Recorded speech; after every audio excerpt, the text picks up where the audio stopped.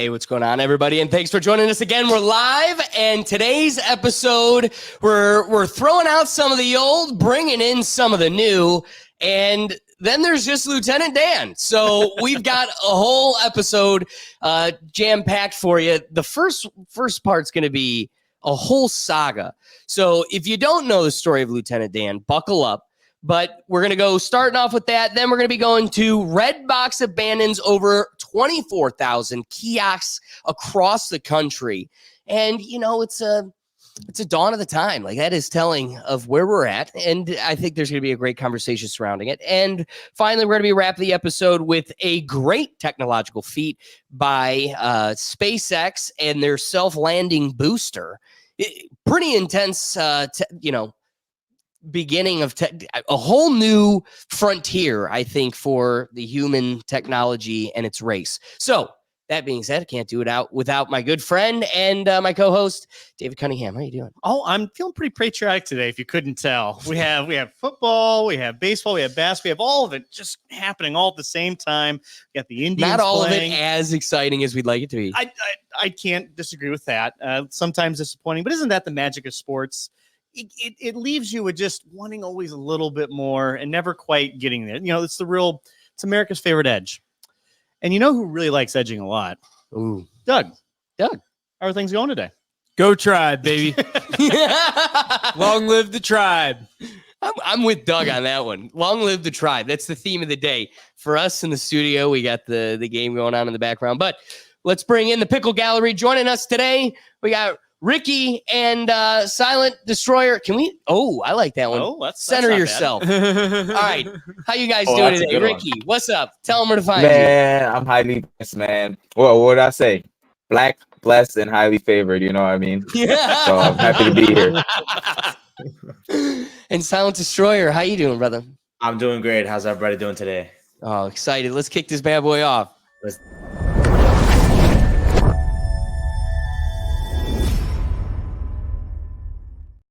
All right, so buckle up. We got a ride for you. Starting off today's episode is the saga of Lieutenant Dan.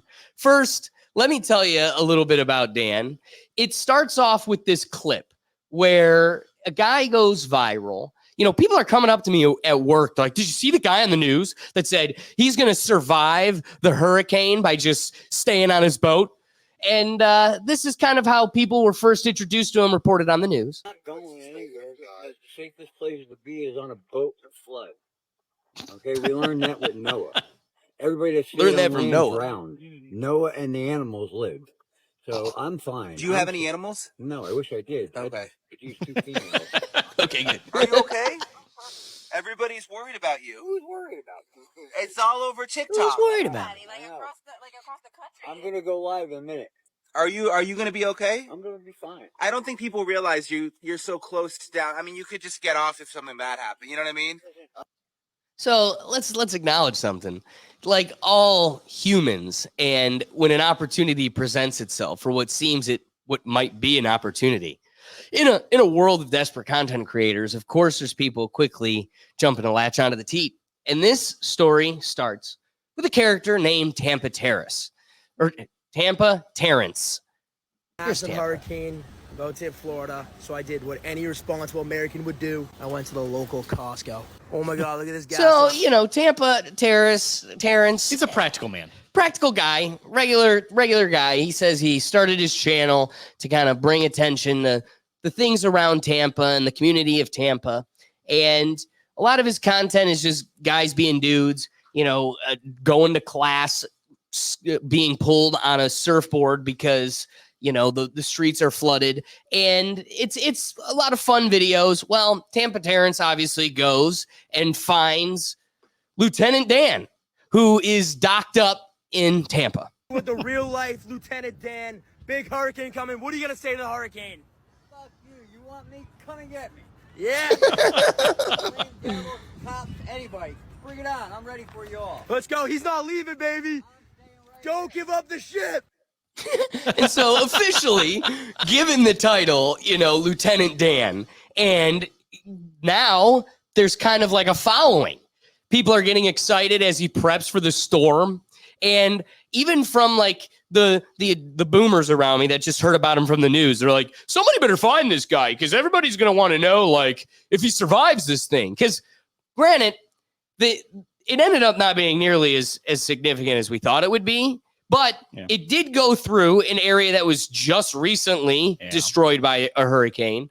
And don't underplay its impact. We just anticipated something significant, I think significantly worse, but it was still nothing to make light of. Yeah, and I think you're right on your point too, where we just had a hurricane there. So any extra damage is it's hard to ascertain, like, well, is this damage from this hurricane, that hurricane? We're worried about people over in North Carolina. So this type of story brings out a bit more, like, I think it grounds the situation a little bit better than I think just constant news reporting of climate change or, how FEMA's failing. This summer right here is like, okay, all right, I get it now.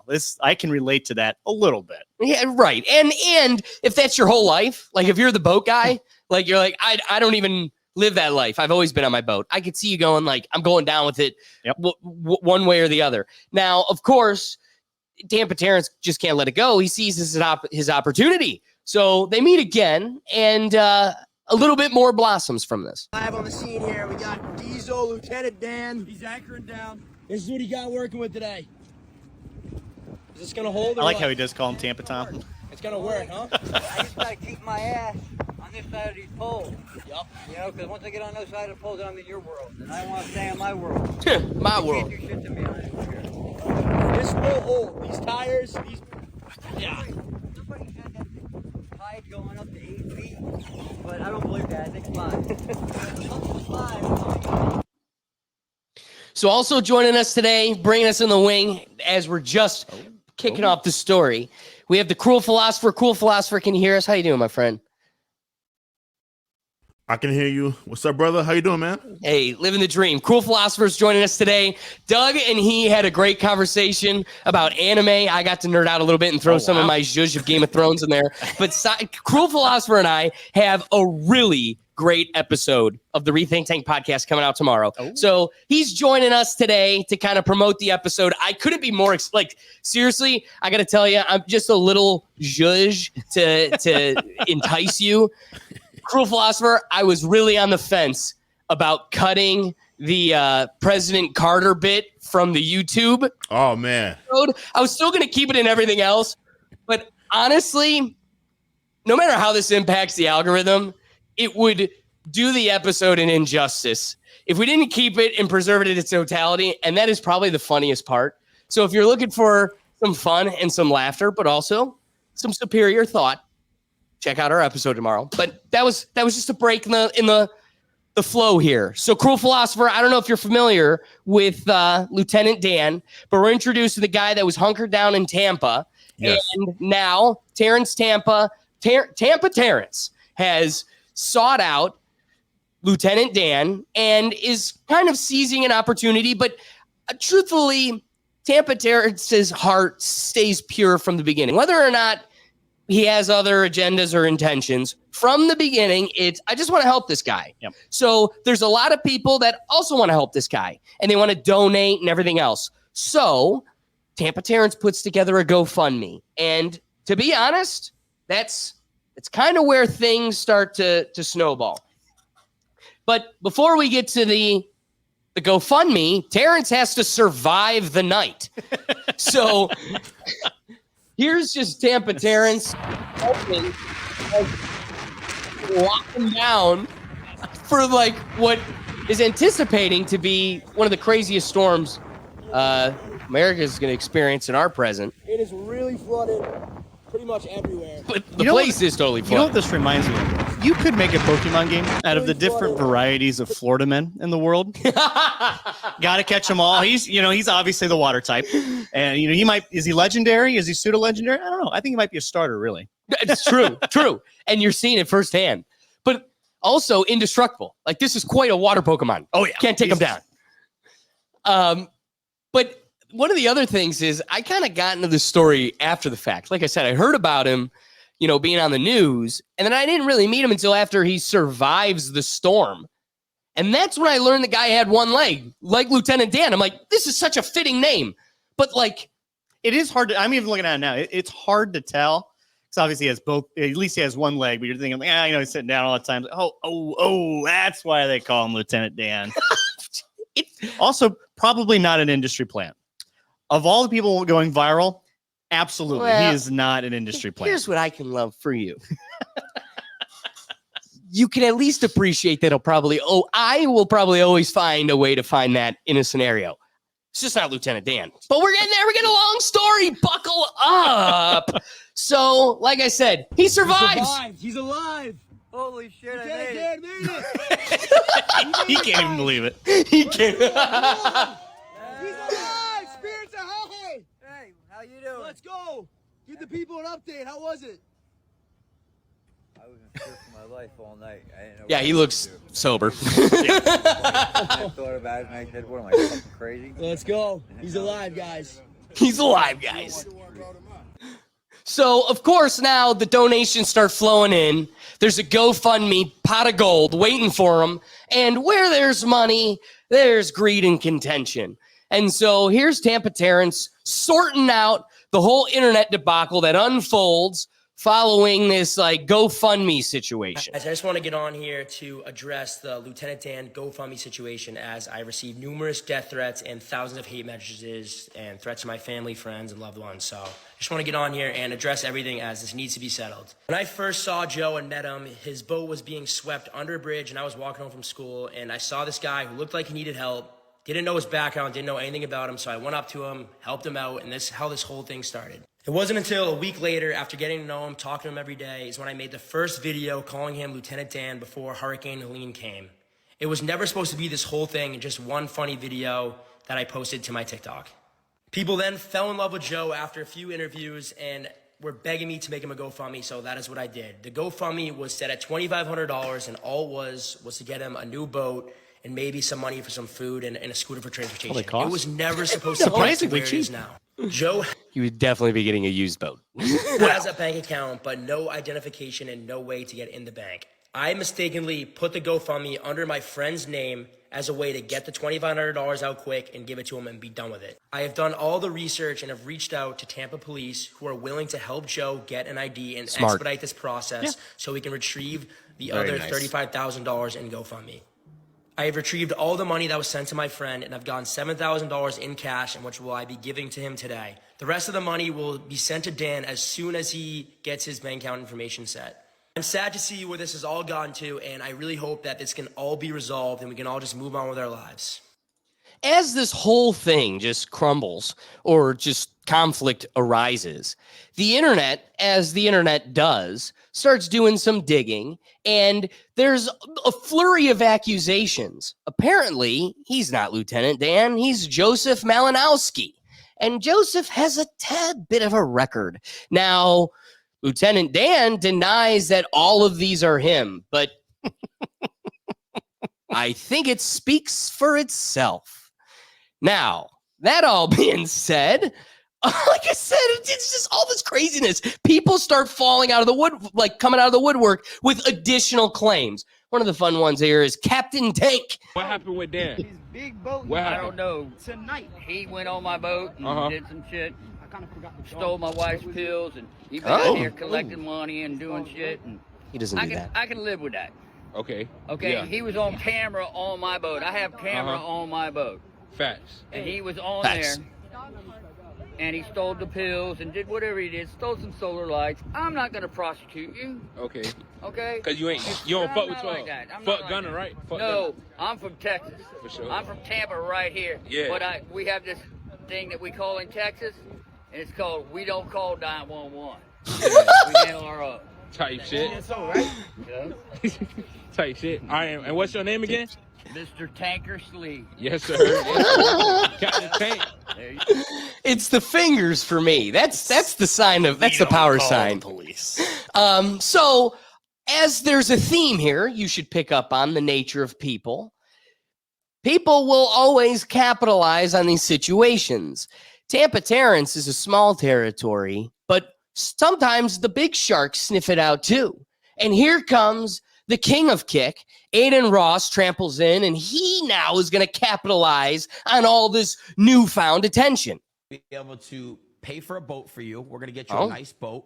Okay. In the range of $50,000 to $100,000. And we're going to get you a full-time kick deal, which is a live streaming deal where you can stream your entire voyages and all your adventures. And you can have a passive income come in. Wow. Wow. Thank you. I mean that from, I don't know what else to say other than thank Which you. is awesome. Yeah. Well, pretty good gig for him. And bless you all. All you got to do is go live every day and not be like a creep or doing weird things. But anyway, as the internet does, murmurs are coming through the walls. And there's these claims by Mr. Ross that it was just a chopped up, diced up series of clips and that he never started to pull the kick deal from, that was never him. He was never intending on pulling the kick deal, especially when there was all this backlash. The internet is pissed. They're pissed that he's pulling the kick deal, and he comes out and just gaslights the hell out of Lieutenant Dan. Aiden Ross telling you he not getting you a boat no more. He came to me. I never went to him. He offered it to me. I never asked for it.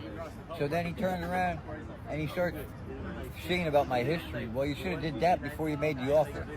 You know, if you're worried about your image and who you're working for you should have done your Conversation, because I hate the internet and I hate the way they stirred it. If somebody could show me a clip where I ever said that I was going to take that away from you, then I'll pay them $100,000. He would never. That's bullshit. I don't fuck with that. He wouldn't. Aiden, it's old news. It's dead. It's dead to me. I don't care what happened. I don't care anything. We just consecrated the deal. It's done. We're friends. We're going to work together. We're going to blow up together. And we're going to make some money. Let's do it. And that's how we do it. Yes, sir. Yes, sir. Get the drama. Get the bullshit. And let's just So, get down to making let's that be paper. clear. Let's do it. I'm going to, as soon as you pick out a boat, He would never. You know, first thing I'm doing. That would be totally against his character. Now, I've set a stage for you. Quite the Shakespearean play we have in front of us. Now, enter new character, Check the Star. For our series, we could call him AKA Walmart Island Boy. Conversation, because I hate the internet and I hate the way they stirred Doug, it. what are you doing? If somebody could Play show the me right a clip video. where I ever said that I was going to take that away from you, then I'll pay them $100,000. I need everybody right now to follow my backup. I'm headed to Tampa right now. We're going to cover all the footage right now of all the disaster that happened in Tampa. We're going to find Lieutenant Dan too. We're on a hunt for him too. Everybody stay tuned, man. Follow my backup so we can go live and show you everything that's going on. Fired by HR. So Check the Star, this like creepy dude on the internet who's just trying to find some clout, clearly makes his intentions known from the start. I'm going down to Tampa and I'm finding this guy that was on the news. And he finds him. Back. That way, take that, lay that down. You can drive it clear, put it on a trailer and take it anywhere. Dan, I just want to clear everything up for people. Aiden Ross, the deal's still on. He's buying you a boat, brand new boat, and he's giving you the kick deal. So everyone that's been wondering if he canceled the deal, he has not canceled it. The deal's still on, and he's going to be streaming. It's a lock. Yeah, don't believe the internet. A lot of fake news, fake lies. Do not believe anything. Don't believe the charges against him. Everything, all fake news. All fake. Be bullshit. Fake news. Now this dude's on his boat. He's practically living there. The moral of the story that the internet has kind of projected on this thing is you are the company you keep. Hey, Doug, if you could assist us here. Oh, there we go. Thanks, Doug. You were right on top of that. That being said, it seems like Lieutenant Dan's under some new management. Listen, guys, I don't know what the negativity is about or what your problem is with me, but I'm just trying to help Dan any way that I can. I got no problem with Tampatarians. I'm not no manager. I'm none of that, bro. I'm just someone that knows this game way too well and wants to do the right thing by this man. Please stop doing this. I don't want no more hate. I come in peace and love, man. God bless every single one of y'all, for real. So, again, we're fully in the world of Check the Star. And now there's all this side drama and riffraff that surrounds Lieutenant Dan because he's brought this guy into his home. Where's the riffraff? Well, you know what? I don't have it numbered. Oh. Anyway, it's a dude yelling at him. It's cussing at Check the Star. Should be 15. I don't have it. Anyway, yells at him, cussing. Now you could see the type of people. They're brandishing weapons. You know, it becomes a whole scene. And Lieutenant Dan has Tampa Terrence, who's coming out on top of this whole thing because Aiden Ross said he would never do it, but I'm no longer giving Lieutenant Dan a kick deal, but I'm giving the deal to Terrence. Terrence is going to go around Tampa IRL streaming, and he's going to help out homeless people and help out people that are in need. And we're going to give him a budget every day to go IRL stream and give out and bless people. We still want to help Lieutenant Dan, known as Joe, by giving him a boat, but we also want to make sure that he's staying sober and does it the right way. So I'm giving Terrence the deal. Terrence will have the deal. Terrence will be doing IRL streams around Tampa, giving out money and blessing people. I will be featuring a couple of his streams, and it's going to be God's work. So I'm proud of Terrence. You just started off really saying that. That's fairly reasonable. He's a very clear-minded Very person, reasonable. and I really do like the guy a lot. You get some of these guys who just I gotta say the thing. I gotta get all the audience excited. He's live. here's a $100,000 boat and a new job. Yeah, we're gonna do it. It's like that. Imagine being the CEO of Kick and being like, "What the hell did you just do, kid? We want this guy on the here? homeless guy on the boat? What?" I get the appeal. I think it'd be somewhat exciting, but it's like the what was that Cleveland homeless guy that had the announcer job for the Cavaliers over like one. What? Oh, you don't remember this? The radio guy voice. Yeah, the homeless man with the golden voice. Yep. Yeah. They gave him a job. They gave him a house, and what a beautiful story. Well, it didn't quite. A couple years later, he went back to smoking crack. Yeah. I think he's. Are you telling me nature ran its course? He might. I think he might be homeless again. Yabba-dabba-doo. All right, so Check the Star has to come in here. Oh wait, first, like we said, Tampa Terrence and Cruel. I feel bad because you came in late. We're just running through this story, wrapping it up here, and then we'll get your thoughts. Almost done, I promise. Tampa T comes on top. Everyone, I just want to come on here and thank you guys all so much for the support that you have given me these past few days. It has been truly amazing. I've read every single DM and tried to reply to as many as I can, and you guys are just truly amazing for all the support that I've received. I originally started this page as a way to showcase this beautiful city of Tampa and all the people in it. I absolutely love it, and I will continue to do that. Going forward, Aiden Ross has been generous enough to give me a kick deal in which I will be going around helping out with hurricane relief and just helping out in the city, you know, doing my part, giving back to what I can. So I'm really excited to announce that I will be joining Kick with Aiden Ross, and I just want to thank everybody so much for the support. You guys are truly amazing. Thank you. And of course, Check the Star What I'm response. trying to tell you is that making the assumption that the man is currently on drugs is absolutely insane. And then to stream about it and say to people that I'm a bad person and have my face up there is even wilder. Because now you're creating a target for me when I've done nothing but help the situation. So make it make sense as to why you would do something like that, Aiden. Just for the sake of having it all. Here's the riffraff I was talking about. Ken, I will beat your ass and your stop. Do you know why he's not taking it? Right? No. Do you know why he's not taking it? Do you know the history on this man? History speaks for itself, man. But I promise, they weren't on drugs. No.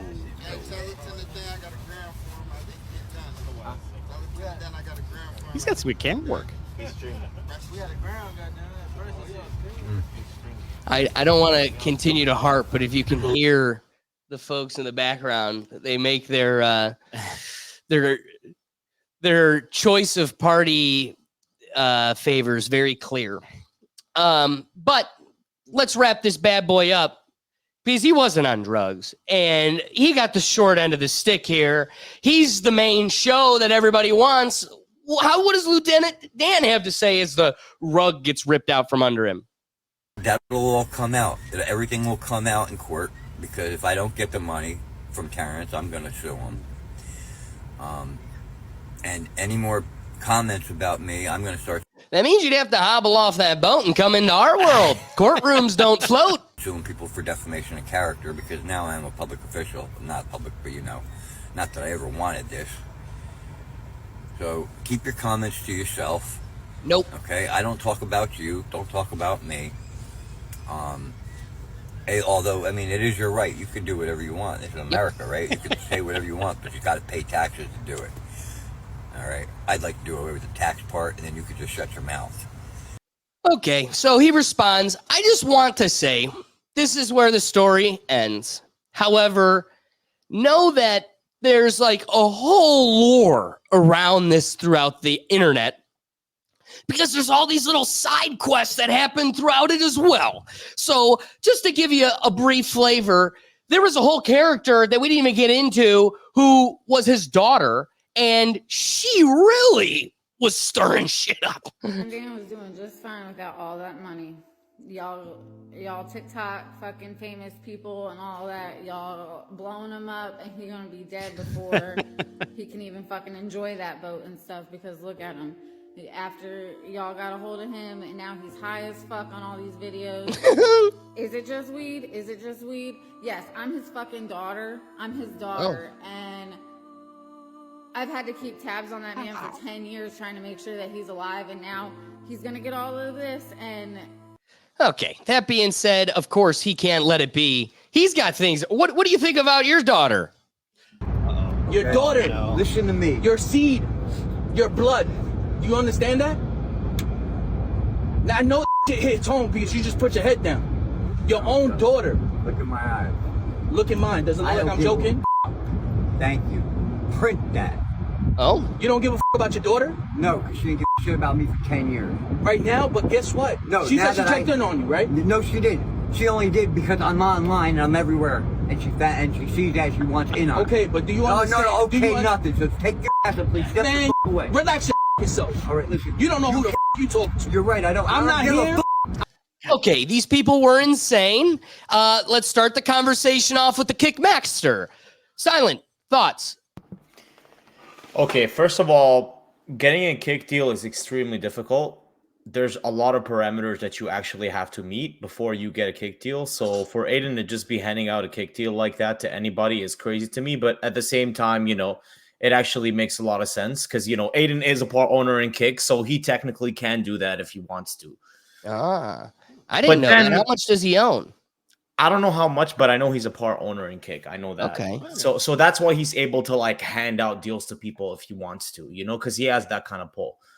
Now, obviously, the deal didn't go through because of Lieutenant Dan's, past, and obviously his clear addiction. He seems like a cool guy. Whatever. I mean, he does seem like a cool guy. Don't get me wrong, but at the same time, it's also there's a certain amount of, like I said, things that you have to do and meet before you actually get a kick deal. So. Yeah, like one of the things that we kept out of this is him dropping the N-bomb. And he's just like, he's on a live being like, don't mess with me, bop. Ooh, sorry.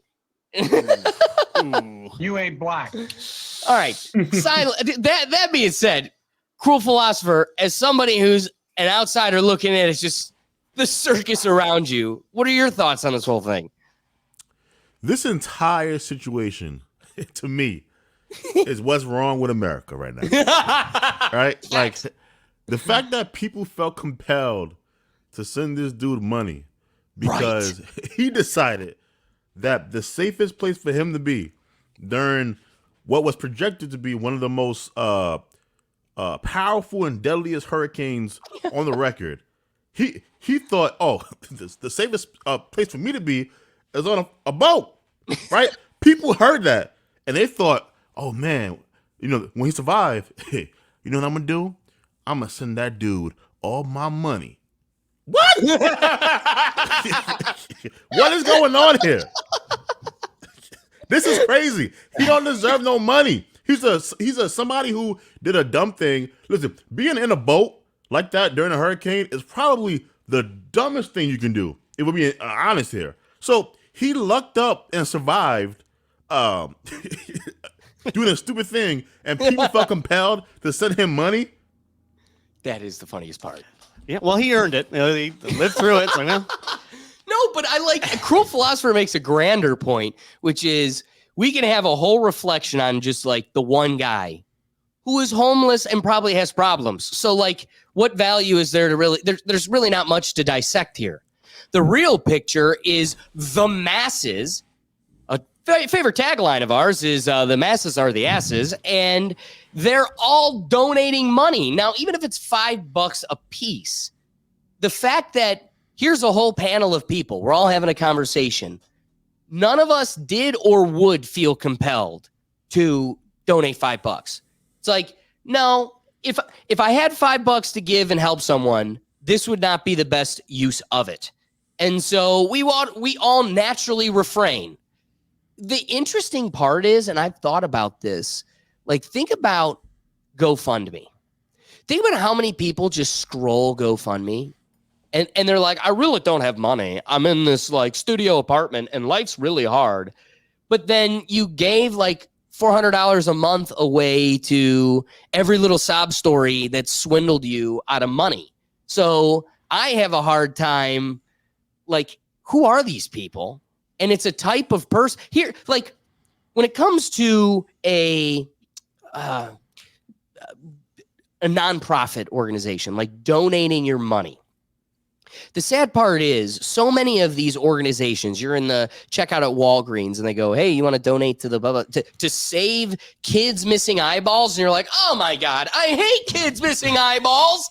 And so you feel compelled, like you have to give them money. And the truth is, 80% of those organizations, especially here in America, have a corporate structure to where 80% of your money isn't even going to the cause you're giving money to. And then on top of it, if you're at a Taco Bell drive-thru, the grocery store, any of these places that guilt you, you know, here's some worker that's getting like $8 an hour. And they're like, do you want to donate to kids missing eyeballs? And you're like, no, I don't care if those kids ever see. And you just hit the red button. And then she looks down her nose at you all smug. Like, I'm only getting $8 an hour and you can't even give kids eyeballs. And I'm not going to sit there and have a whole socialist conversation with her about how I'm paying Frank's CEO salary more than I'm helping this person. But when you're in Walgreens, why you can morally say no to those every single time is because what you aren't doing is actually giving the donation. Here's what you're doing. Walgreens donates $50,000 to kids missing eyeballs. And then they get to write that off on their taxes. That means $50,000 that they make gets untaxed, right in the pocket. And then they get to swindle all of you kind folk to reimburse them. So all you're doing is paying back Walgreens for the donation that they tax profited on. And you should look at Walgreens and go, no, screw you. Donate to them. And not only are you not avoiding the taxes, but I'm also not paying the donation on your behalf so you can benefit from the taxes. How about you donate? You donate to missing eyeballs and you get the tax write-off. So one, leave this conversation boldly laughing at the $8 an hour lady looking smug at you for not giving eyeballs away. You could tell her, no, I will do it on my own. But you only get to take that high road if you actually are the moral person that seeks out, when you're presented an opportunity to help someone and give back, you should seize them every time you can. Because these nonprofit organizations, you don't know how they're structured. So you really can't trust them. But that doesn't mean that's your get out of jail free card for moral responsibility to the people around you. Ricky, what are your thoughts on this whole deal? It's great. Like, it's a great twist and turn. I didn't expect all the turns to happen when I just saw the story. I was like, oh, this is a cool story.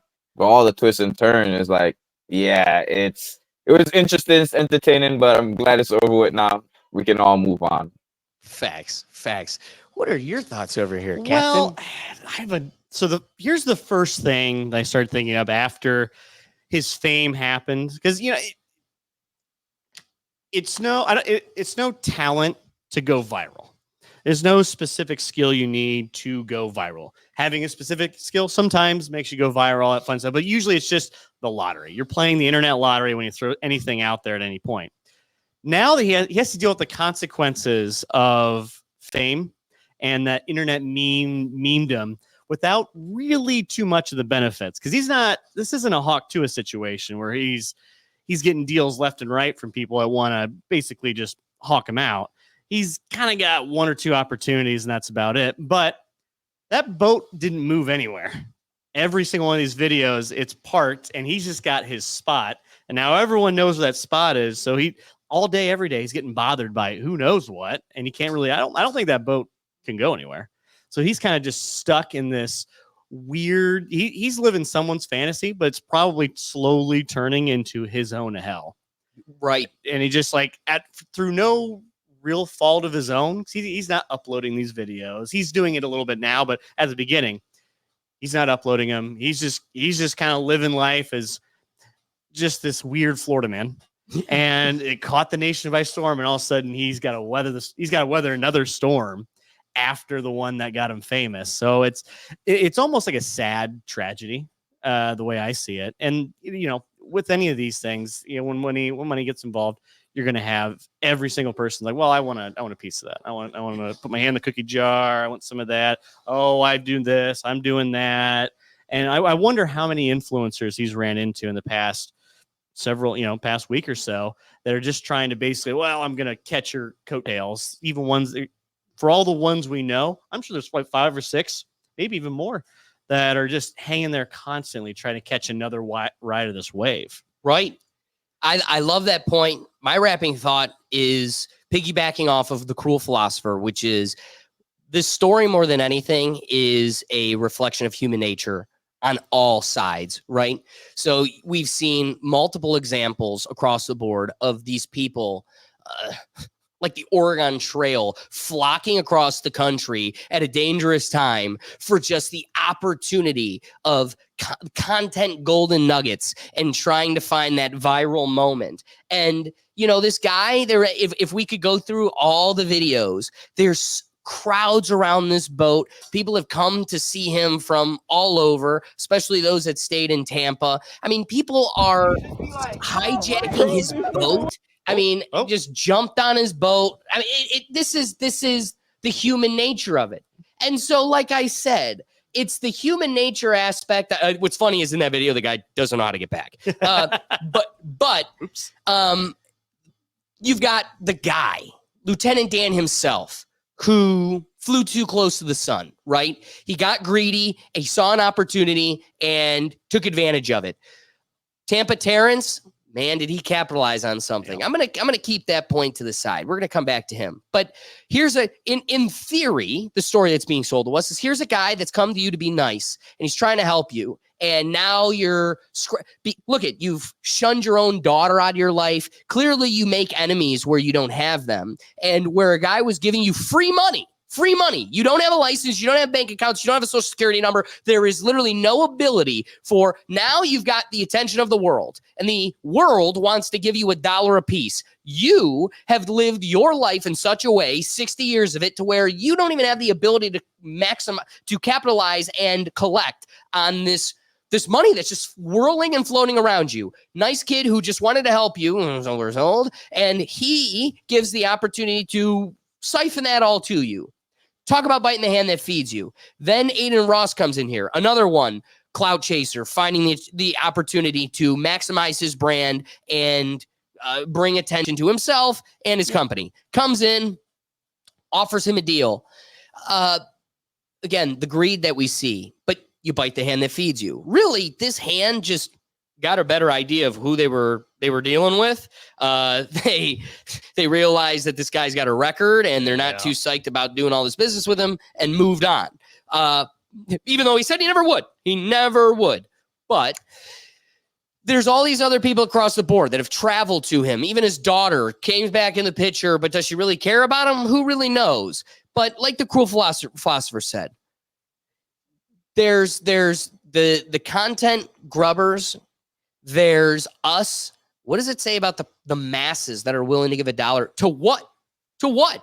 Like Jordan Peterson's willing to teach you something today. You villainize people like that. You're not giving that guy $1. We should all give $1 to the people that are bettering our lives, right? Like you complain that the teachers don't get paid enough. Okay, where'd you focus all your attention and resources this week? Oh, to the homeless guy that makes you chuckle when you laugh at his expense on your light up box in your hand.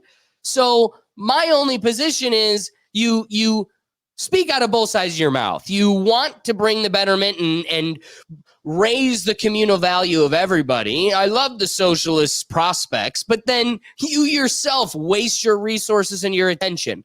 I like Ricky's point. The cherry on top is I'm glad this is all behind us. This silly, weird chapter of human existence that we should all reflect upon. We can all laugh about it and move on, and it should be behind us. But not for Tampa Terrace. This guy now has a kick deal. He's got all the attention. You should see the millions and millions of views. When all of this spiraled and turned into a whole scene, the world was like, oh, well, we've abandoned Lieutenant Dan, but my heart bleeds for Tampa Terrence. And now he's got the whole world in the palm of his hand. Now, if it wasn't the news who reported him first, in another world, I told you we'd come back to it. You could have convinced me that this was a brilliant marketing ploy by Kick, Aiden Ross, and a conspiracy of people. But like I said, it's come from so many different sources, and there's so much content around this character that it's so much less that. And, a moment was created. Some people were able to capitalize on it. Then creeps like Walmart Island Boy check the star. Some of them still walk away losers because you never had talent from the beginning. And you're just a cloud chaser. Yeah. That being said, Doug, rapping thought. I had seen it on the news and stuff. Did not know the web of complexity around this story that we talked about tonight. I had seen him on the news. And I just laughed because I was like, Lieutenant Dan, I saw pictures. I'm like, oh. But it's like, I think it's hilarious. He stayed it out on his boat the whole time while everyone else was freaking the hell out about the hurricane. I appreciate that cherry on the top. So getting into our next topic here from the top, getting into our next topic here. We're looking at how Redbox is dead. It's a sad reality, kind of like, us millennials, it's a sad world that we have to continuously confront, which is our nostalgic youth just dying before our eyes. It's crazy. The first pain was Blockbuster. Now it's Redbox. But there are these abandoned Redboxes across the country. Over 24,000 of them, to be exact. Redbox is dead, and with it, a big question looms. What to do with all those giant kiosks? The answer seems to be that retailers will have to dispose of them at their own cost, as Redbox's parent company went into liquidation with hundreds of millions in unpaid debts. The Wall Street Journal reports that chains like CVS and Safeway are facing a predicament. They each have thousands of Redbox kiosks on their premises that are taking up space and have cost them a lot of money, especially concerning the electricity. Brian Ratty, a former finance executive at Redbox, told the Journal that it is easily costing $500 a piece to remove these kiosks, and added many outdoor units are embedded in concrete. You might think to yourself, Redbox seems like an easy business with low overhead. They're just self-serving machines that spit out DVDs, but DVDs continue to die in popularity. Sorry, but that's really what's happening, folks. And the electricity costs running the Redbox machines alone are super high. Walgreens, in arguing for permission to trash them, told a judge it was spending a whopping $184,000 a month to power 5,400 kiosks that are sitting there to no value to anybody. They also need to be regularly maintained by a fleet of technicians, and DVDs need to be frequently replaced with new titles. Put that all together, and it's really not a good business, especially in a dying industry. But hey, if you do still have a DVD collection, these machines can hold up to 500 discs. That being said, Redbox peaked all the way in 2013 at over $1.97 billion in revenue and more than 43,000 kiosks across the United States and Canada. It reported a $636 million loss in 2023 and quickly fell behind on paying Redbox's vendors. It's very much a zero interest rate story, like so many others in the tech from that time. One removal company based in Alabama said it's so far taken away nearly 50 of the kiosks and gathered about 20,000 DVDs for recycling, collecting up to $200 per removal and up to $70 for the scrap metal. So before we dissect this further, what are your thoughts, guys? I'm shocked that these things weren't removed 5 years ago. I know when you told me that you said 2013 was like the highest sales. 1.97 billion. Yep. I'm shocked because I'm like 10 years ago, streaming was like a thing. You know, people weren't buying. I didn't think people were buying DVDs 10 years ago. You know, enough for there to be a big profit like that. So, look, man, everything has to die. You know, I live in New York City. They got rid of I remember when they got rid of the last public phones in the streets, and people were crying like, "Oh, it's the end of an era." Yeah, we don't use it anymore. So now I still buy DVDs because some of the stuff on the internet, they just take it away, right? Like if you only buy things online, you are hoping that whatever, like whether you buy from Amazon or iTunes or wherever, you're hoping that they keep your content there forever. And I don't have that amount of faith in these corporations. So now I buy a lot of movies online, but anything that I really want, I do still get the DVD. So DVDs should still be a thing, guys. It's sad that the DVDs have fallen by the wayside the way they have, especially like over the years, like decades, 2-3 decades, 2.5. You probably have built up quite a collection. Mm-hmm. And what value do they have? I mean, look at your VHS collection. I mean, you're not even going to preserve many of those simply for the nostalgia, because when are you ever going to get a VHS player just to rewind anything ever again? Our world has evolved too much. Doug's I got itching. that. No. So my dad has like the early 90s Star Wars, which is different than all the Star Wars out now because they went back and changed stuff.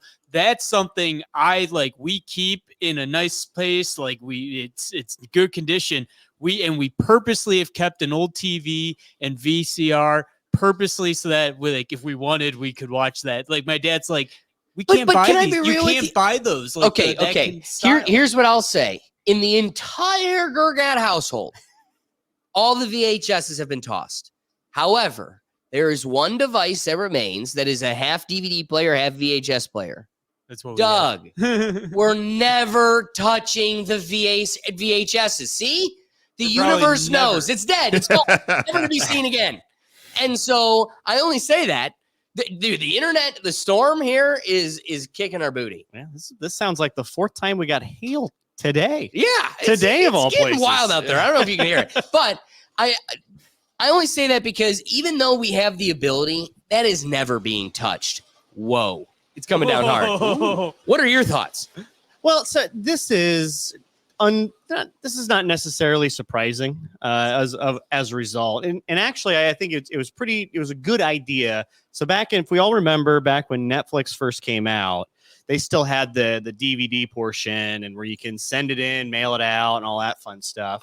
But they started getting rid of that towards, I think it was right around 2012, 2013. So Redbox just came in. Well, people like DVDs, and Netflix at the time was the only one that had it, or the only streaming service worth anything at the time. So, but it didn't have all the titles. Like you can't just quite get everything like you can now for the most part. So it zigged where everyone else zagged. And now you really just see the red boxes in like, I don't want to say bad neighborhoods, but definitely poor neighborhoods, ones that the internet's maybe not the best. Right. You have it there. You have an opportunity to go see it. Usually, I think they hang around like the Dollar Generals, Family Dollars, most lower end grocery stores. So that's a bit of a blow to that community, even though I think internet at this point is fairly ubiquitous. But I do find it is a little bit of, yes, I don't want to say karma, but when you get into these businesses, when you get into a process like that, woe is me. I got to spend $500 to remove one of these machines, but I think we forgot maybe the $500 or $600 a month this was producing as far as revenue or profit. And when you ride the wave when it's high in business, and it's a double-edged sword. You can't have your cake and eat it too. Well, and that being said, I can appreciate, as kind of the comments are bringing up, there's a need for a physical copy. Oh, yeah. Right? Like, I want to preserve, if Disney's going to go back and renege on pretty much every story they've ever told, then I want to be able to at least preserve the thing that I've known and become comfortable with, or at least, even if it's not my favorite version, like, let's just say you Schneider cutted Snow White and it just got that much better. I'd still like to go back and check out the old original every once in a while. So there's a value to the original or preserving in a world where they're always going back and changing. But I want to bring in everybody, just kind of like reminisce, as Cruel Philosopher points out. It's interesting how the peak is 2013, and really digest that. Like, this is over a decade ago is when they peaked. So Cruel Philosopher's got a great point. I'm shocked they've been around as long as they have. Like, why are we talking about that now? And this wasn't 5 years ago. But it peaked at that point because Blu-rays was at the hottest. That's when Blu-rays was kicking in. Like, everybody seen the freaking great colors and everything. So they're like, oh, we gotta go see Blu-ray. So I think, well, I never grew up with Redbox. When I moved to America, I only knew Family Videos, which y'all know. I never knew of Redbox. Family Video was the best. After I moved out of Broadview Heights, I never got. We just go to Best Buy and bought the actual Blu-ray DVD, and we have the DVD instead of renting it. Well, so with that being said, that was going to be kind of my next comment. Did anybody else live this life, or was it kind of just me, where once a month, it started at once a week, and this was dangerous. Once a week, you could get a code to get a free movie. Oh, well, it's like, come on. For every Tuesday when DVDs were released, there were maybe 3 or 4 great, new box office movies. One of them was one you truly needed to see that weekend. And so every week you were getting the movie you wanted. And it worked for us because guess how many weeks are in a month? 4. Guess how many Gergets there are? 4. And so we all created an account. Every one of the emails would get a code. Every week we'd get a free video. It's $1. It's free already. But like a good couponer, we couldn't give up a good deal. And so it was a fun time. I know a guy who knew a guy who knew a guy. Not me. No relation to blood. And this is all fictional. This actually is about a unicorn. The unicorn's dad was an engineer that was around a ton of supercomputer engineers. I mean, they were so brilliant, they could like put a chip in the Xbox and just give like tons and tons of free. Every time a new game would come, the unicorn would just get like, that game. Boom, boom. Can't beat engineers. Especially when like this is kind of the new frontier of this technology. Yeah. The unicorn's engineer friends had this technology that could break the shield or whatever you want to call it, the guard in DVDs that prevented you from burning them. Oh, yeah. So the key was, I don't know this guy, but in that world, the unicorn would tell everybody at work, these are the videos you needed. Those people would take the marching orders, take them back to the guy. The unicorn would tell me his dad would come home with tons of Redbox was siphoning movies. It was amazing, said the unicorn. And it was such a like window in time. And so I don't know, to me, this kind of hits. It hits like the Blockbuster because this was that next phase. I remember being there with friends and it's like a Friday night and you're in high school. It's like, what movie are we going to watch? We got some girls coming over. It's going to be fun. Like Redbox was the thing after Blockbuster left us. And in a world where I have 6 options for streaming, who was I with? Was it you, Doug? This weekend was one. I think it was the Browns game. Yeah, you were asking about It's a very, very crappy game because the Browns are very, very crappy. And I'm sitting there spending the game looking for one movie to watch and I go home. It's like I have 6 apps on my phone and I got nothing to watch. There was something fun to go into the movie store. Like Ricky brings up Family Dollar and it's like, Family Video. you don't even, or Family Video. And it's like, you don't even know what you're walking out with. You have no intention. You could peruse and you're actually walking out with a movie that's like 13 years old that you didn't even know about. And kind of like the library when you were a kid, it was like a mystery, trying things new. That's gone. That's gone. And in a world of abundance, most of it being crap, it feels like we have no options. And that's a dead world that's behind us. Yeah. I will push back a little bit that I think don't push me. We're just changing the way we do it now. So instead of walking to the video store and going in and looking at a movie and just choosing that's it, I bet you there's probably streaming roulette where, all right, we're going to spin the wheel here. This is the movie. We're going to watch it. It just evolves like that style evolves. And as more movies get on the public domain list, now you're able just to stream a lot of free. There's a whole network of places that let you just stream just all these public domain movies. And there is a value to that. And I think one of the tragedies as well with the streaming is we always thought it would just be forever. So yeah, right. Disney owns Star Wars. There'll always be Star Wars on streaming. That's not necessarily the case anymore. Right. They're removing things because part of it's because they have an agenda. I don't know so much about the agenda, but the way they have to pay actors. Now their contracts involve streaming rights. So it's like, hey, however many times this is streamed or however long you have me in this movie in it, you have to pay me a royalty. Westworld is a perfect example. HBO Max removed Westworld as a whole because they didn't want to pay. Yep. Or a lot of this is HBO. It's not good. That's true too. They made a whole Batgirl movie, a whole thing. Yeah, whole Batgirl made the movie instead of just releasing it for free or doing whatever. It's like, well, actually, we're just not going to do it. Which is such a tragedy. It is a tragedy. It could be the worst movie in the world, but there is a value of putting all that time, effort. Someone out there poured their heart and soul into it, and then you'll just never get to see it. Not even going to be leaked. Just Wait, nothing. so let's piggyback off of some of the cool dialogue going on in the comments here. So Gladiator questions.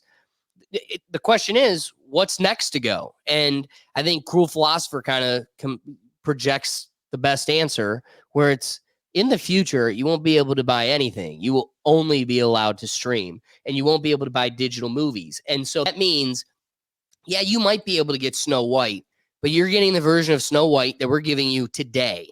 And that doesn't mean you will be able to have Snow White as an option tomorrow. That's just today. And it's so Orwellian. It's insane. Now, before we get lost in that conversation, I do want to also circle back to another thing Cruel Philosopher brought up. FYI, you can predict any and all media technological advancements by following whatever the adult entertainment industry does. Sad, sick, but real. That means we're plugging into another reality or we're touching something robotic and feels organic. Like that's where this leads. And so in terms of media and entertainment, we are no longer going to be like the movie Idiocracy, giant couches, piles of popcorn in our lap. It's going to be, whether it's the Matrix, a giant plug in the back of your head, or it's a nice lens of meta glasses over your eyeballs. But no matter what, it's going to be this like totally what's the word? Like involved, intrusive, like immersive. It's a totally immersive piece of entertainment. I'm sure they'll find ways of recreating classic stories in a way that you could live them in this new immersive media. That'd be kind of cool. But most of it will just be new media. That being said, that's a scary reality when we admittedly acknowledge current writers in media and entertainment have lost the ability to write new ideas. Like that's just gone. We just repurpose old bullshit because we've lost the ability to be creative. Doug, I know you're itching to talk. What do you got for us? No, I was shaking my head because I agree. Hollywood's definitely like lost everything. No new ideas. They're remaking everything. But like, I feel like people out there would love to have a Redbox at home. Like they could use to store their DVDs and then be able to, okay, what's my selection? Okay, this, and That then would it be pops it awesome. out for you. Your dad is someone I could see would want one of those. Like your dad likes to collect things and have cool things and also organize cool things. That's the best way to collect and store your DVDs. And it'd be cool to have a box. It'd be like a millennial dude's basement. When he's like 60 years old, instead of the jukebox, well, we have the red box. Well, if you remember, kids, you put a quarter in the red box and you get a movie. Part of me feels like, okay, sad part is they tell us there's a huge random chunk of these that are cemented into the ground. Yeah. But I also do not condone this, do not promote crime, do not do anything that violates the law. Oh, here we go. But I wouldn't say, it wouldn't surprise, like, I imagine if you went and stole a whole bunch of these, nobody's going to say anything. Or if you just stole one, Walgreens isn't going to be like, oh, shucks, this thorn up my ass is gone. I'm sitting here waiting for the judicial system to sort out my ability to remove the trash, the $70 hunk of metal trash from my front. Oh, man, some hoodlum took it. I bet you there isn't even a police report. I didn't say that. The problem, though, is business. Get rid of the red box. Yeah. All those DVDs in there, too, like, that's the part too. Like they're removing these, and all the DVDs are still in there. No, like but they even said they're trashing thousands and thousands of them. That's What a so shame. sad. What were you jumping at? No, I was saying the problem with stealing one of these is I don't know if you ever saw the movie Barbershop, but there's like an entire storyline where these two black dudes are trying to steal an ATM machine, and it goes totally wrong because you can't steal an ATM machine. You can't steal a Redbox. That thing weighs like what? 100 and some pounds? Here, I got this one. We could probably steal 100 pounds. People who have these home theaters would invest in one of these home theaters and evidently would have that in their arcade. I don't know if that was written by AI because that was not a cohesive thought, but what is trying to be said is people with theaters and like gaming systems and intense collective basements or rec rooms would want one of these. Of course. Yeah. So again, Walgreens, here's the problem. Walgreens in a heartbeat would go $75 a pop. It's yours. And it's not theirs to sell. And Redbox is sitting here over like, I've got all these debt hearings I got to worry about. And they're like, yeah.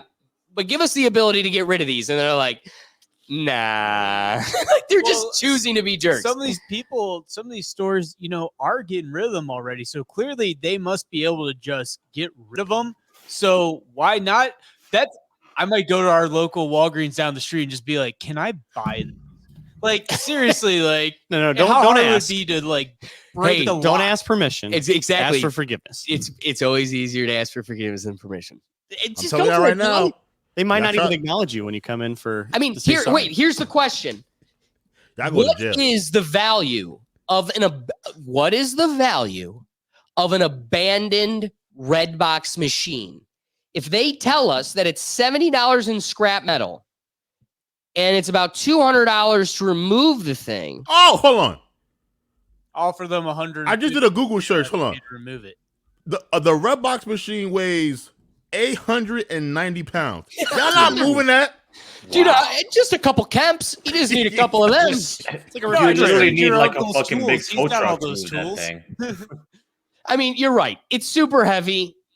But at the same time, if you're looking at it's about, what is it, $5,000 before, the the theft becomes something that really impacts your. We're not least in encouraging anything here. At least in Don't- California. Yeah, right. Well, in California, it's free.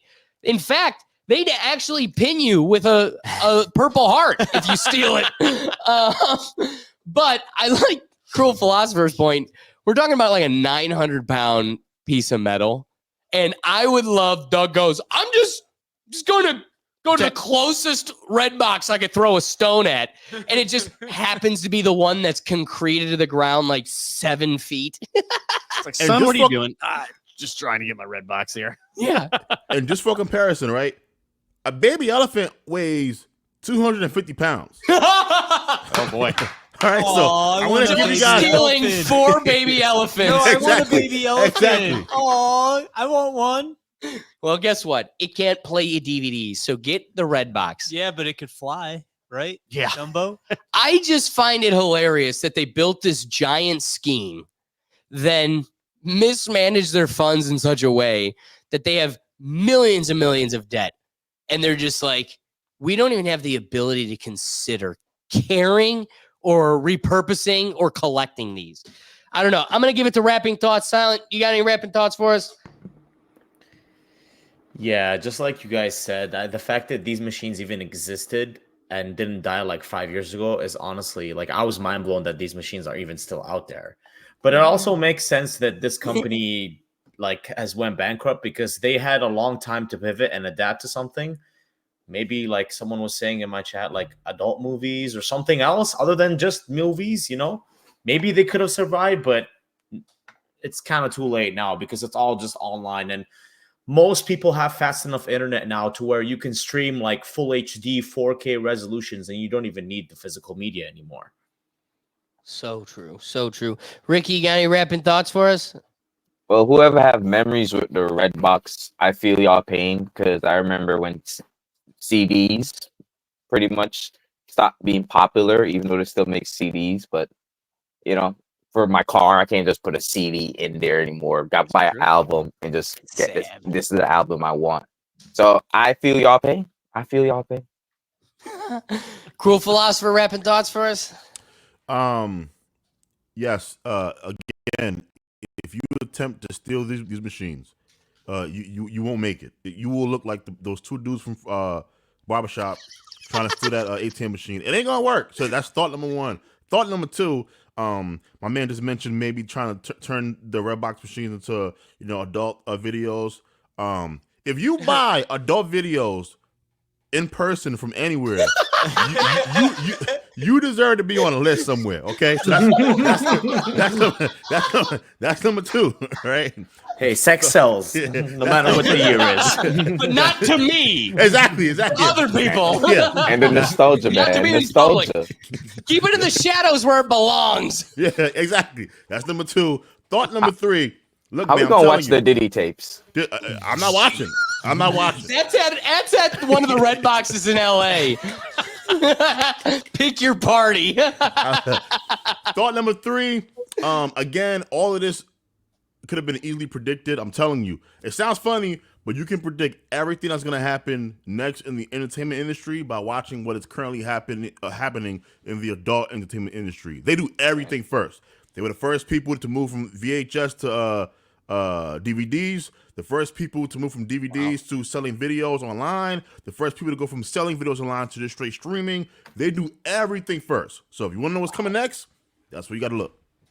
That there's a level of brilliance there, unfortunately, because that is where we They get were our... also probably the first to do like live stream stuff too for money back in the day. Oh, yeah, that's so true. Webcam girls. Webcam, yeah. Like he made me think about that. I'm like, shit, he's Pioneers so of right. the digital age. And then OnlyFans, look at independent creators. They're they're pioneers of all the industries. Oh, and before OnlyFans, private Snapchats.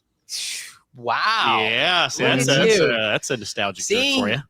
Horniness will just push the evolution of the human race. My wrapping thought is going to be this. I like all of what was presented. There's a nostalgia here. This mirrors Blockbuster. Cruel Philosopher nails it. The point is, this is just another step in the evolution.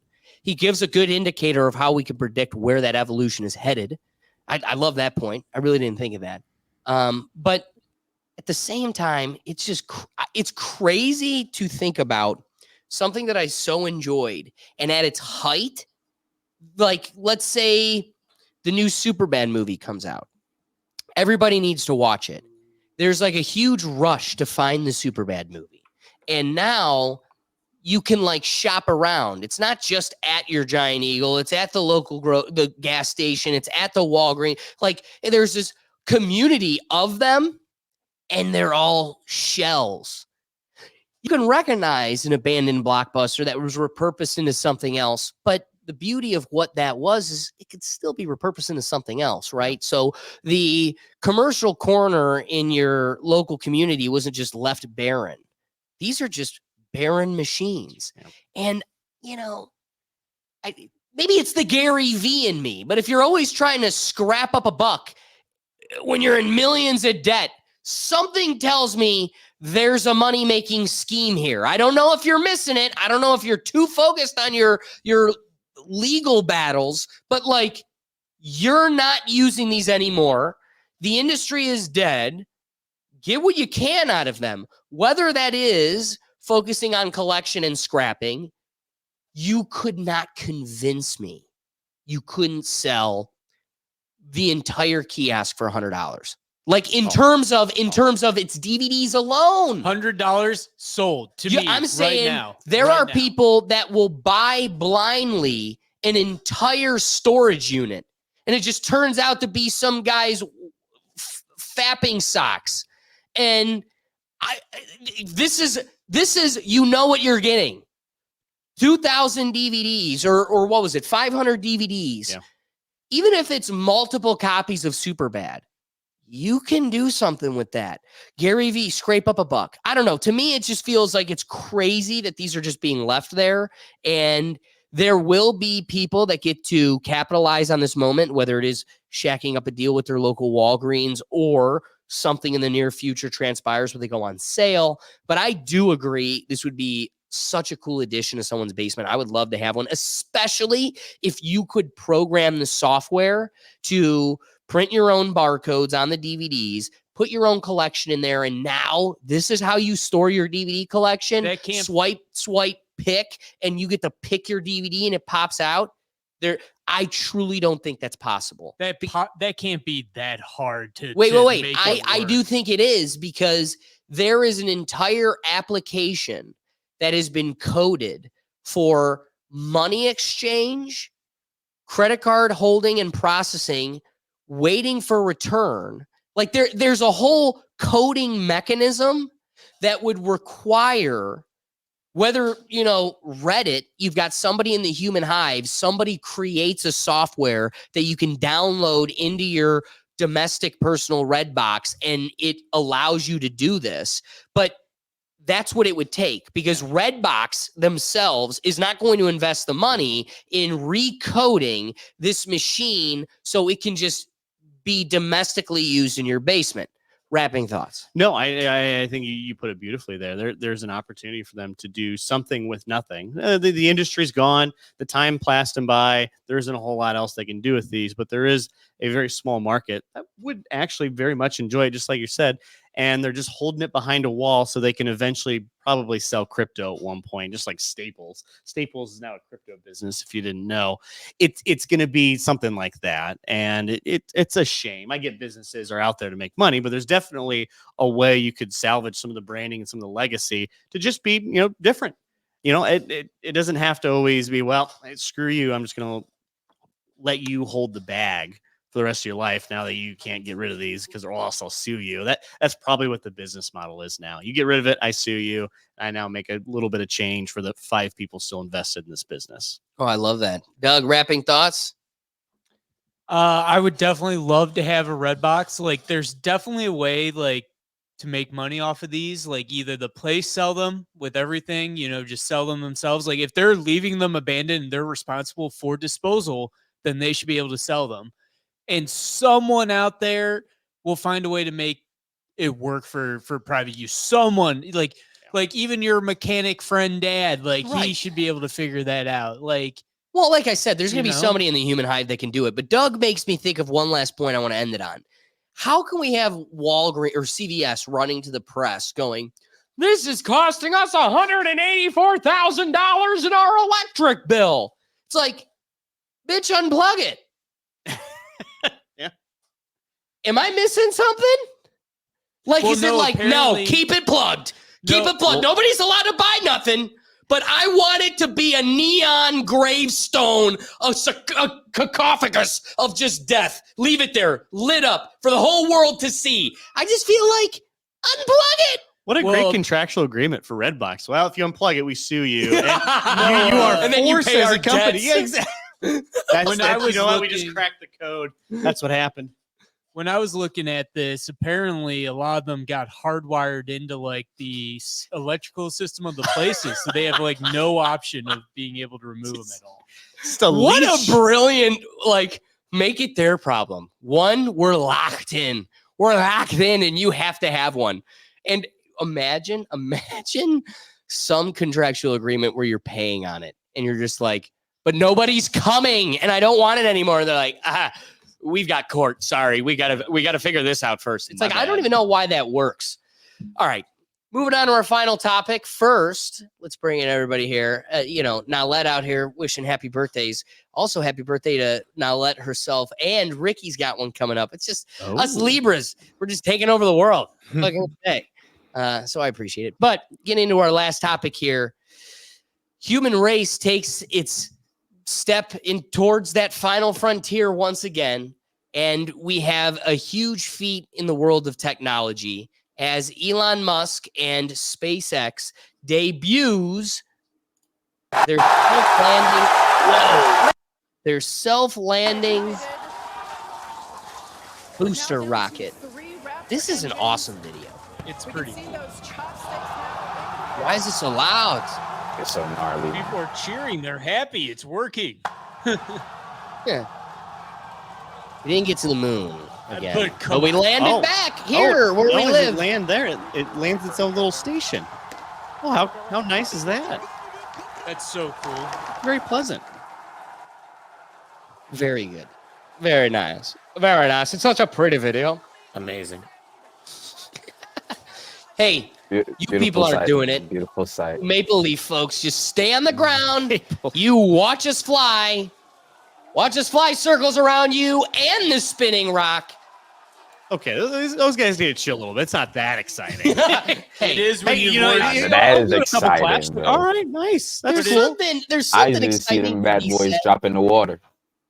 But even more so, this is just a private man. Like, this wasn't our government that steals half our paycheck every 2 weeks and gives it to elsewhere. And, hey, look at this cool thing we did with your money. No. They're not even doing that. This was just a private guy that's like, I'm tired of us as humans doing nothing. Like, somehow we had the technology to go through the Van Allen belt and go to the moon, and then we just threw it all away and never wanted to do it again. So, yeah, this is worth a cheer, man, because this is really the only evolution and excitement we've seen in this technological realm in decades. I don't know. Cruel, do you have any thoughts on this? Yeah, when I see stuff like this, it kind of reinforces a belief that I had for a while, which is that human beings are not altruistic, like we think we are in the movies. And I say this because Elon Musk should be Iron Man, right? He Like, is. if he cared about people, he'd be Iron Man or Batman, but he's neither because he don't give a fuck, right? There's some Like, truth there. I mean, No, cool philosopher, can we point out that nobody wants to give this credence but me, and I get it. It's because I'm schizophrenic, but the dude has had a profile picture with the armor of Satan for like 2 years now. I get it was cute. You wore it to the Met Gala, but at some point you have to change your profile picture. And I just am so reluctant to think you're a champion of goodness when it's this long. It's this long that you're wearing the armor of Satan. Okay. And keep it just to like myself. Iron Man, he did get most of his funding from the government. So there Yes. was Yeah, but the ideas still come from here. And last thought on this though, because now I will say this though, he's still doing more than I would do. If I had Elon's money, the amount of BS that I'll be doing on a daily basis, I mean dumb stuff like try to buy all the water in the world, try to like I'd be wasting so much money on stupid stuff. Hey, Ricky, you buying all the water or what? Shoot, nah. If I had Elon money, man, I would just hide away, bro. I don't want to be seen. I don't want like if your camera take a picture of me, it blows up. Like that's how I want to be rolling. If I had not, but just seeing that catch, great catch. Don't even get a good catch like that in baseball. Like that's a great catch, Elon. With a shuttle. Simon, what are you thinking? Yeah, I agree with Ricky. If I had Elon money, I'd be somewhere on some island and you probably wouldn't see me. Maybe like once a year, I'd like come downtown to some nice steakhouse and then I'd disappear again. But at the same time, back to the rocket, I think it's amazing how Elon is an example of when you put great minds together with good funding and just like, we can't do it, sir. And he's just like, do it, get it done. They're going to get it done. It just goes to show that when great minds sit in a room and collaborate with each other and they have the funding that they need and the tools that they need to succeed, they will succeed. Like eventually it's just going to happen, And I think SpaceX and Tesla are great companies and great examples of like what can be done when a lot of great minds sit together and collaborate and are forced by their bosses to just come up with some mind-bending things and then they make it happen. Well, I could appreciate that point, but this is such a cool feat. And I am not trying to get all altruistic and be like, well, I would try to do something awesome for the human race. You on your yacht, I'm better than you. But, 90% of Silent's point is when you get around the thinkers and you take the time to really like dissect these points and where we're at as a community and everything else, it all kind of lends itself to, we're in a deep place. If climate change and that whole deal's real, or there's any sentiment or credence to give to that, on the flip side, we're destroying the planet. And I don't want to walk the road too much, but I've read enough to compel me to believe we are better at putting our resources into leaving this place than trying to fix it, because I think we've ruined our ability here. And I don't even mean like climate change, the beaches are rising and the ice is melting. Truthfully, I've seen enough about human nature. Look at the Lieutenant Dan piece. Look at the Redbox piece. Like Mad Max, what's the apocalyptic game they just turned into a TV show? The Last of Us? Yeah. No. The Nuketown one. Oh, Fallout. Fallout. Yeah. We inevitably lead to nuclear fallout. Like we are going to blow ourselves to smithereens with these increasing tensions in the global political arena. We are going to blow ourselves to smithereens. And, I don't know what's outside of us in the world of infinity, if we're alone or if this is just one of millions, many's infinity. But I also don't think, something I could see or subscribe to is that we're one piece of the many, many, many different iterations of organic beings across the existence. I don't think there may be humans like us, but they're not us. And to preserve us, we need to have a consideration outside of being locked on this planet. If there's asteroids that are going to obliterate us, if the sun's going to explode, if we are going to blow ourselves to smithereens, we need to have the ability to keep ourselves alive outside of this. And if I had the power, but then even more like influence resources, but even more so, the time to sit here and think on this, as Silence suggests, it inevitably leads you to this pursuit. Like you're going to try to save us. This is the only way. And you're sitting here ripping your hair out going, the government itself isn't even taking on this pursuit. So I'm the only one that could. like Brad Richardson here, speeding up our human existence removal or becoming human robots. I mean, it's one of those.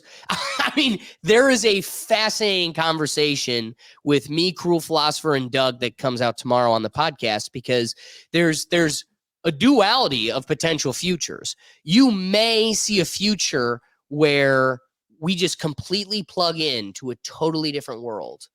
Or you may see a future where we live in this reality, but where we find intimacy, relationship, the human spark is in the iPhone, her evolutionized into an organic robot. And so we're going to have such an artificial world here, or we're going to be living in an artificial reality in the ethos, in the cloud. And no matter what,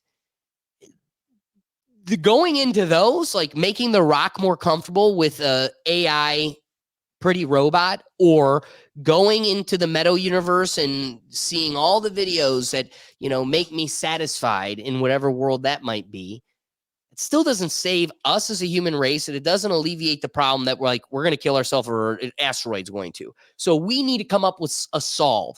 So I could see that point, but outside of the human robots, outside of the consideration of the technology around us, we got to find a way out. At least that's my thoughts on this whole thing. Cruel Philosopher, you got any follow-ups? No, I've just been thinking about what I would do with all this money. I literally be the Black Lex Luthor.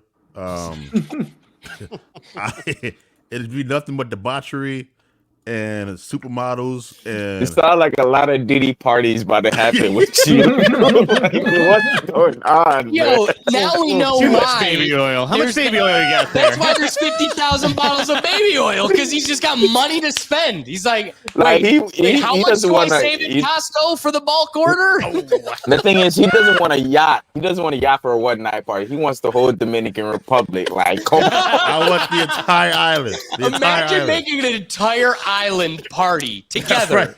in That's one right, night. baby. Oh, that's Playing the crazy. Super Bowl halftime show, Cruel Philosopher. That's right. I'm telling you, man. Listen, that much money, y'all don't realize how much money we talking about. Like, Elon makes, like, I read somewhere, and this was back when Bill Gates was the richest man alive, right? Where they said that it was literally not worth Bill Gates' time to pick up money off the floor. Like, wow. Yeah, it the was like- seconds that it took him to bend down and pick up money, he was making like 50 times that already. It was something like is the type of money $5 we're or talking about. $10. Like, if you drop $20, like, all right, it's just Yeah, like- just keep walking. Yeah, Like, an absurd amount of money. This is what we're talking about with Elon and Bill Gates, and who's the other one from Amazon? Jeff Bezos. Yeah, Bezos. Bezos, like that type of money, y'all don't realize. Oh, I would have to be such a strong man to not allow my flesh to take over and just to do debaucherous things. Nothing illegal. I would never do anything illegal, right? Nothing illegal. But the level of like just absolute, I'm talking, I might just hire like women for like $800,000 just to swim in like a fish tank that I bought. Yo, hold on. Time out real quick. These are like the random things you preserve from your public education. There's really like not many things. This is not something that's often triggered. But I'm sitting in 7th grade. What was it? Social studies. I was trying to think of the juvenile grade school term. Social studies class in 7th grade. My social studies teacher goes, "You want to know what to remember about this Roman emperor?" I don't even know who it was. I don't remember that, but I do remember it was a Roman emperor. You want to know what you need to remember about this guy? He would take all the young boys of the community and have them swim in his pool and then nibble on him. And he would call them his little minnows. Yo! See what power gives you? See, that's what happens. Cruel Philosopher's at least willing to wait for Justin Bieber to hit 18. Whoa! No, that's crazy. Wait a minute, who is this? Dang boy. Where are we? That's Swimming by crazy. boy. This is wild. This is a wild. That was a wild emperor right there, boy. Y'all some Dude, wild you boys. brought up the all Diddy right? parties. I wanted more rockets. Hey, here's what's so messed up about this, right? Like, because people, and again, I think Diddy's guilty of sin, right? But it's gonna be so crazy because, like, he's guilty because of the bad stuff he did. Like, if everything was consensual and like that's a lit time to me, like, you know. But it's Jamie Foxx. It's Hugh Hefner at that point. Exactly, yeah. It's Hugh Hefner, right? But it's the Facts. It's the bad stuff that's like That's the Playboy Mansion. That is a Playboy Mansion. Yeah. No, but Diddy was doing a little bit more. I'm just gonna float it out there. Now that this has all happened, I just knew of Diddy being the Puff Daddy. Yeah. But like his music sucks. Like the more it's like being dug up of like he exploited talented people. He had none of it. And you listen to this music and it's like, wait. You don't believe he was able to buy 50,000 bottles of baby oil because he was in cahoots with the agency. But you think he did it with the hot top chart banger that you're listening to now on TikTok? The music sucks. It's like, this isn't what made him the money. But again, he wasn't in cahoots with nobody. I'm only saying, Ricky, when he hints to like the little icing on top, he's like, it wasn't just that, it was the extra. Yeah, the extra was getting people to do illegal things, and they were in positions of influential power and blackmailing them to do what you wanted them to do. That's insane. But hey, use your money as you will. I'm going to try to go to the stars. I'm into the All I can think of is on your little tirade there, Sophia Stewart was filing a lawsuit against you. You're probably recreating one of her stories just right in real time. Ah, man. And you know what's funny? I love that you brought Sophia Stewart up because we were going to have this episode with the mother of the Matrix. The reason why it really fell by the wayside is the more you do the research, it's like, you so didn't read this. Now, this is gonna trigger something with Ricky, but are any of you aware of Jaguar Wright? She's kind of the one that's kind of she's flushing out all of the secrets. She's spilling all of the tea. She's with Orlando Bloom and Cat Williams going, yeah, we've been telling y'all this is what's been going on, and she's been calling it out. Ironically, I just saw a TikTok of her a few days ago, Jaguar Wright, talking about how, you know, all these issues in Hollywood and da-da-da. On top of it, don't forget they stole that Matrix from Sophia Stewart, and it had this huge like all these people digging that story up again. It's like, maybe I should reach out to her and have her on the show just to highlight to the people. Like here's the thing. In the craziness of what we're dealing with, someone like Jaguar Wright, you can't totally throw her away because she's been right. She's been right with some of this stuff. But at the same time, like, 60% of it has been BS. Yeah. Like, I know the Sophia Stewart thing is BS because we've had multiple production conversations with her, tried to coordinate with the show to get her on. If I wanted to call her to be here on next Tuesday, we could probably make it happen. And I'm telling you, it was the craziest conversation I've ever heard. It's wild. And then you read the book and it's like, because I read books. Like, I do the thing. I don't talk about, I did the thing. And it's like, you didn't write the same story. This isn't the Matrix. The folks at home just got me sued. Don't quite understand how off the wall this person is. Not so much in like actually being crazy, but so much in just like buying her own bullshit. And she's just right enough to where she just points to this. She just goes back to the 2 or 3 things that she's correct about. And that just makes her point. She's very difficult to talk to because there's just always, you can't get a word in. We're like, all right, Sophia, we got to wrap this thing up. We got a show to start here in about a couple minutes. It's like, oh, let me tell you about this. Let me tell you this whole brand new story about herself. About it. That was definitely fabricated. Probably And fabricated. then I'm a prodigy. And you're just like, oh my God. She'd introduce stuff. Hello, I'm Sophia Stewart. I am a prodigy. And one of the questions I wanted for the podcast with her is, Can you define for me what a prodigy is? Because obviously anybody who is a prodigy would be able to tell us what a prodigy is. Especially with all the education she claims to have. Right. It would doctor, lawyer. Very easy. She was writing books when she was 5. Really, her first story came out when she was 3. Well, that being said, I wasn't going to make this, a whole Diddy conversation, but there is breaking news today. All right. And I would like to report. If we're going to have the conversation, might as well throw it out there. Guess who is getting roped into the Diddy lawsuit? It isn't a person, it's a major conglomerate entity. Anybody know who got pulled into the Diddy lawsuit today? No. You celebrate every holiday with them in the morning. Macy's. Mariah Carey. Macy's is now going down in the Diddy situation. Let me educate. So the development today is that Macy's had this clothing brand that they had a deal shared with Diddy. And there was also a brand being sold at Macy's called Echo. Okay. The young man who was kind of the brand ambassador of Echo was at an event where Diddy and the whole gang come in with weapons and everything else, tell him that he needs to remove himself off the shelves. You're done at Macy's. Then makes him perform oral and then goes out to pass out all of the free new, I think it's Joseph Combs line, and passes out all this. I know his name's Sean. It's a weird line, like Sean Combs or Joseph Combs, some weird like clothing line. Goes out to give out free clothes as if nothing ever happened. And so now this guy is, and he said it was reported to Macy's. Macy's immediately cut their deal with Echo and him. It all fell by the wayside. They had, and it was all swept under the rug. Now he's making the claim that any record of it that would have been had was destroyed by Macy's in their cover up.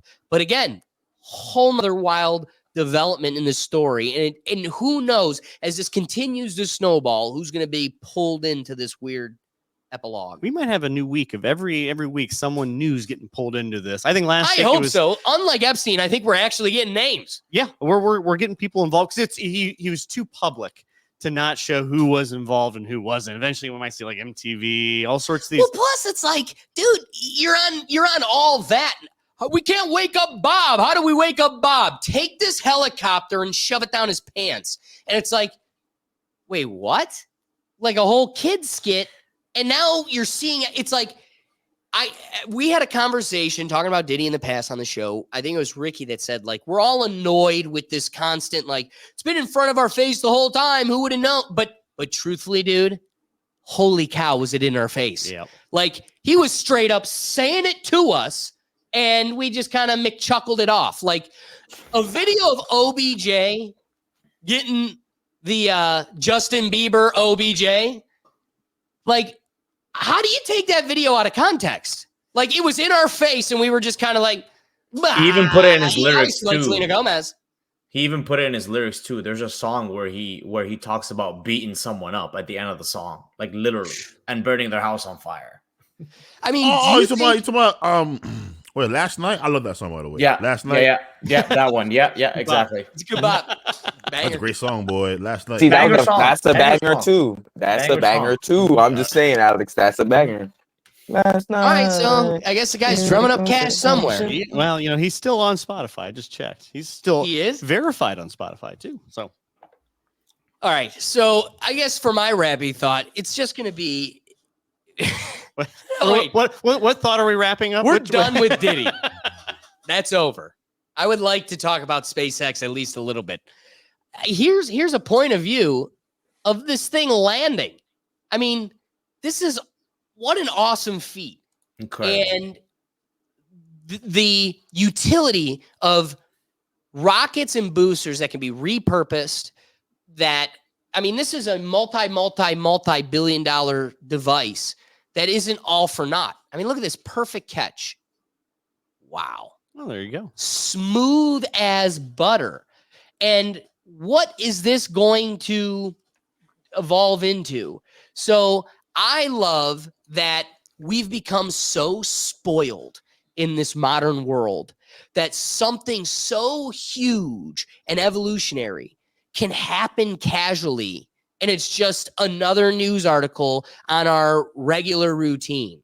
I mean, I almost didn't talk about this today because it was just like, yeah, we all saw the video. That's pretty much the extent of it. But we need to truly extrapolate from this what it means. I mean, this is go check it out. Doug and I did a half hour exposing and reviewing all of the new technology that Tesla revealed a week ago, right? So now they've got an AI robot that they're ripping out. They've got autonomous driving taxis, autonomous driving super huge buses for sports teams and parties and everything else. I mean, this is a multifaceted step by one man in multiple different realms.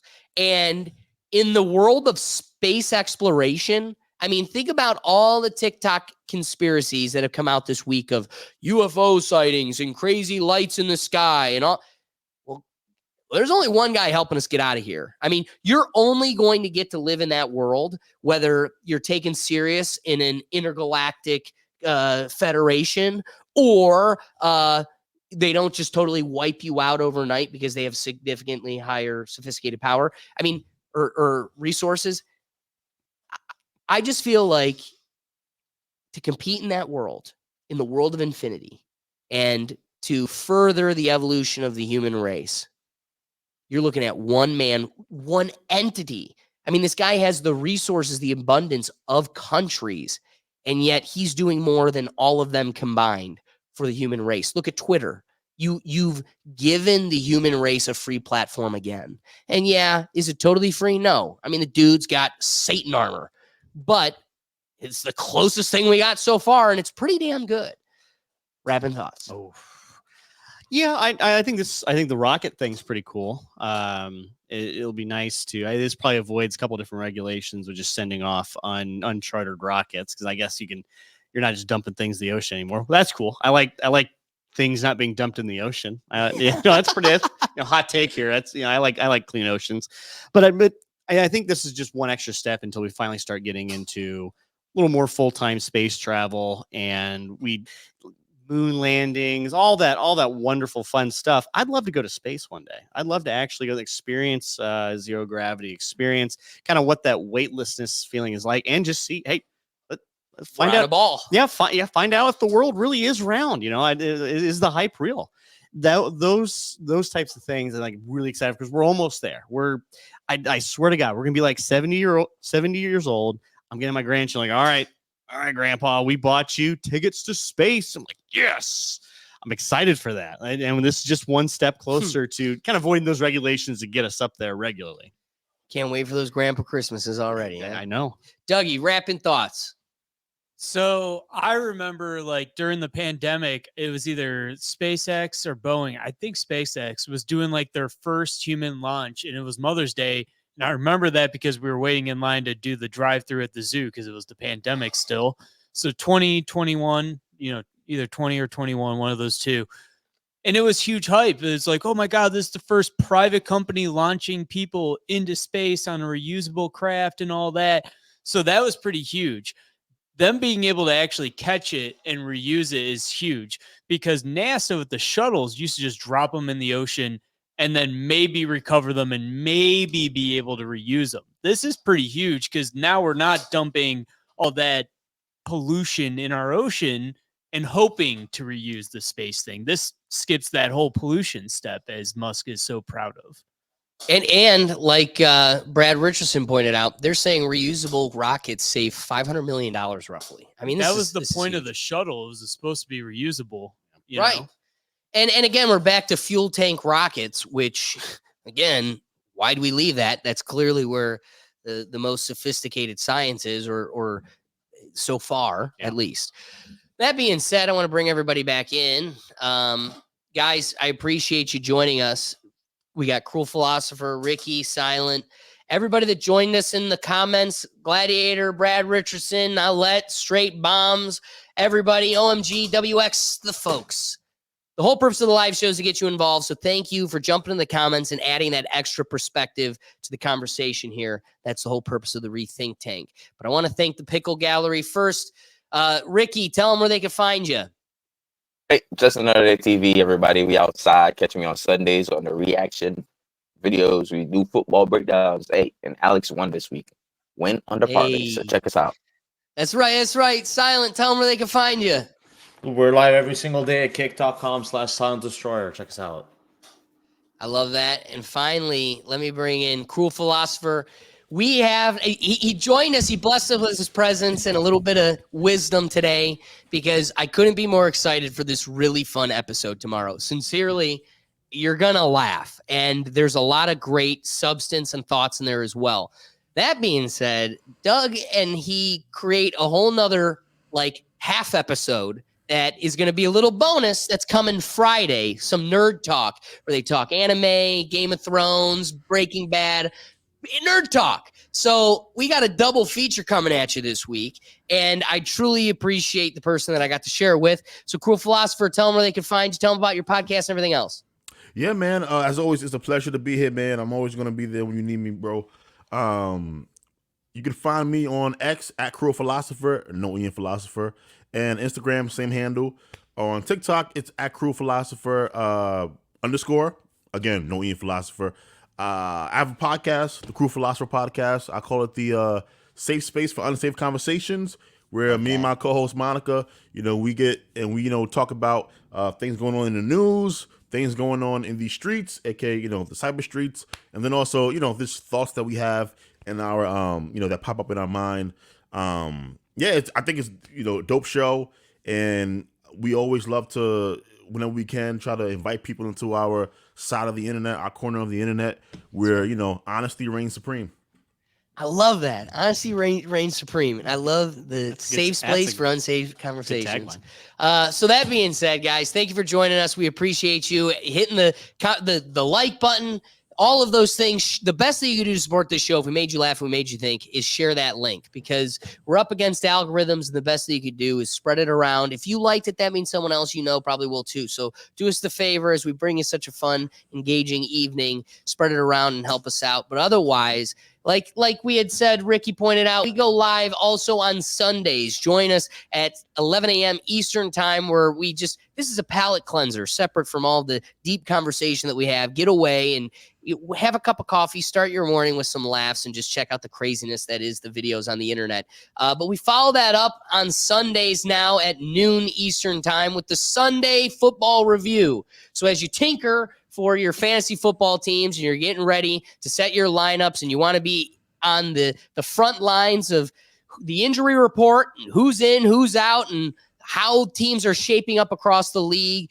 We're not pros, but we're just some guys having some fun conversation about football. So join us then. But if you're looking for one central place where you can find all of our content, you can find that at www.rethinktankpodcast.com. So please do me the favor, at least give us a try.